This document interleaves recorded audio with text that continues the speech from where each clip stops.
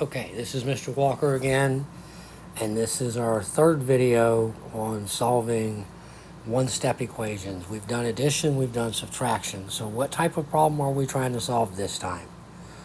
We're going to solve one-step equations using multiplication or division. How do we know what type of problem it is? Same as the last video, there's an equation with one variable to solve for involving either multiplication or division. So that's a division problem. That's a multiplication problem. This is a division problem. Remember, fractions are division problems.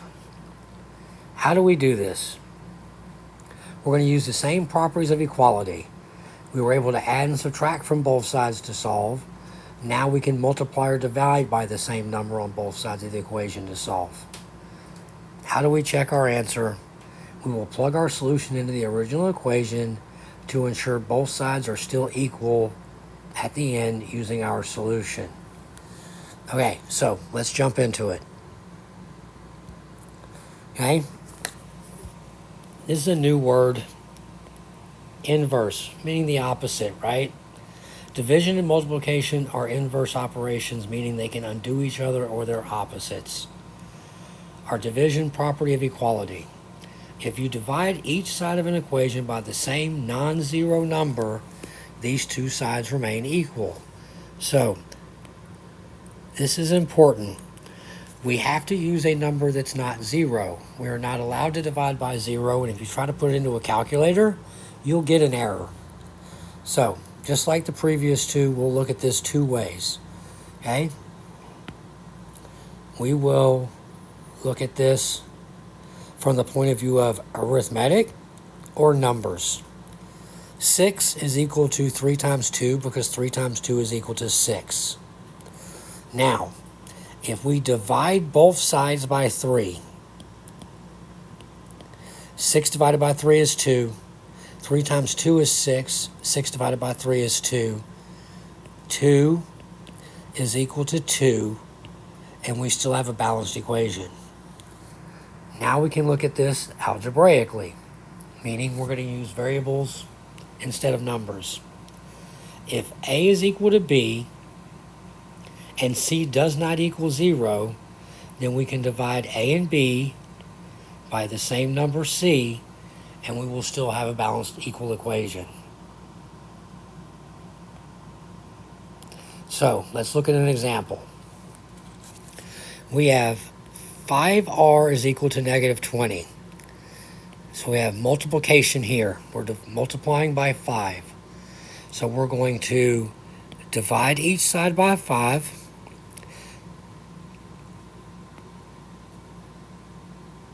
5 divided by 5 cancels. Bring the r down. Minus 20 divided by 5 is negative 4.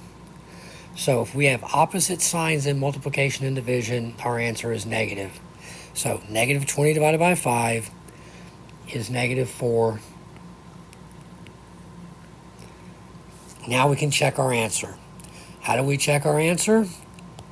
We go back to our original equation. 5r equals negative 20. Plug in negative 4 for r. 5 times 4 is 20. The signs are different, so it's negative. Negative 20 is equal to negative 20. And that's how we solve a multiplication problem using division. Divide both sides of the equation by the same number. Our equation stays balanced, and the value of r is negative 4. So, let's move on to our last case.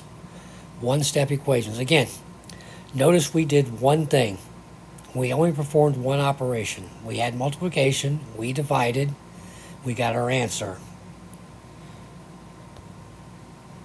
So, now, let's use multiplication to solve an equation. We just divided, so if we multiply each side of an equation by the same number, the two sides remain equal. The same as above, look at it two different ways. Okay? Arithmetic. using numbers. 12 equals 3 times 4 because 3 times 4 is 12. If we multiply both sides by 2, 12 times 2 is 24. 3 times 4 is 12 times 2 is equal to 24. Both sides of our equation are still equal. Algebraically, instead of numbers, we'll use variables. If A is equal to B, then A times C is equal to B times C because we're multiplying both sides by the same number. So let's look at an example.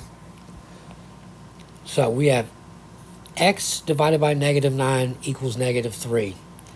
And I said above in our first portion of this, looking at using division, a fraction is a division problem. So x over negative 9 equals negative 3. We need to get the variable by itself. So we're going to multiply by negative 9. Parentheses mean we're multiplying. So negative 9 times x over negative 9 is equal to x. Negative 9 times negative 3 is 27.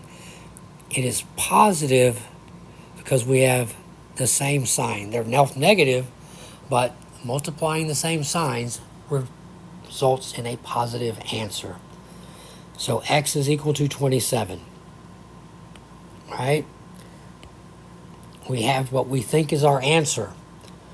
We need to plug that back in to see if that's what actually happened. So let's replace x with 27.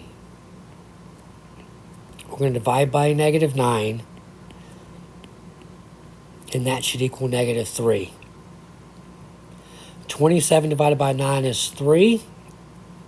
We have different signs, so the answer is negative. Negative 3 is equal to negative 3, so our answer is 27. This completes the series of videos I've done on one-step equations. We've done addition, subtraction, and now we've done division and multiplication. Thank you.